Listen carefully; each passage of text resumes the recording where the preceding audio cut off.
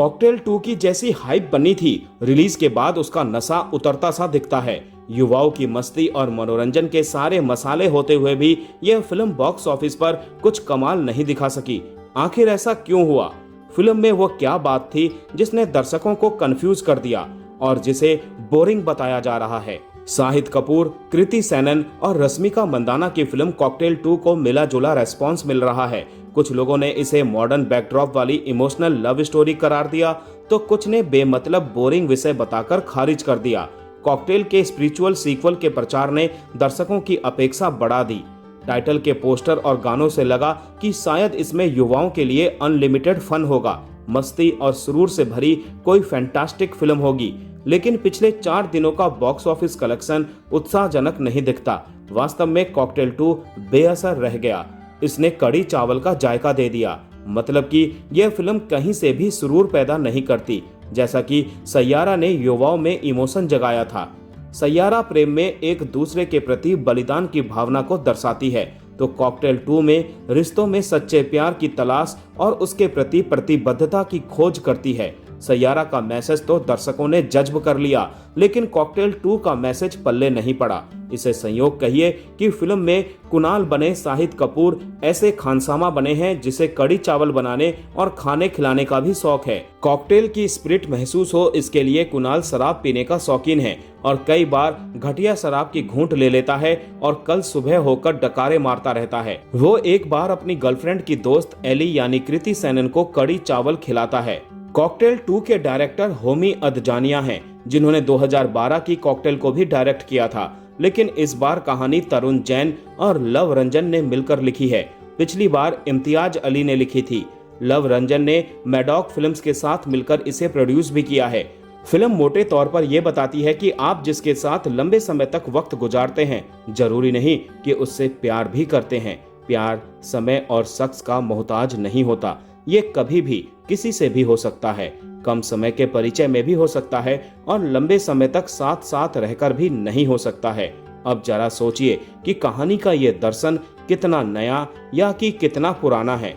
Yashraj banners की फिल्मों में यह सिलसिला कभी कभी नहीं बल्कि कई बार देखा जा सकता है। बहरहाल फिल्म की कहानी कुछ इस प्रकार है कि कुणाल यानी शाहिद कपूर और दिया यानी रश्मिका मंदाना लंबे समय से लिव इन रिलेशनशिप में रहते हैं।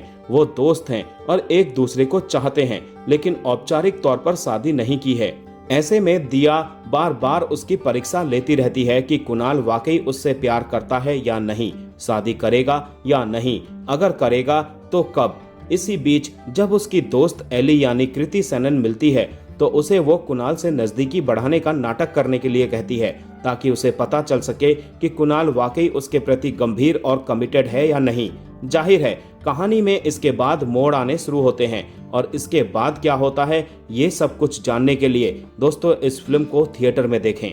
वैसे इतना जरूर बता दें कि फिल्म के अंदर शाहिद कपूर अपने अंदाज में तो ठीक ठाक हैं, लेकिन रश्मिका पर कृति सेनन भारी पड़ी है। कृति ने महफिल लूट ली है। कृति वाकई में बहुत खूबसूरत लगी है, ग्लैमरस लगी है और उनकी एक्टिंग में भी आकर्षण दिखा है।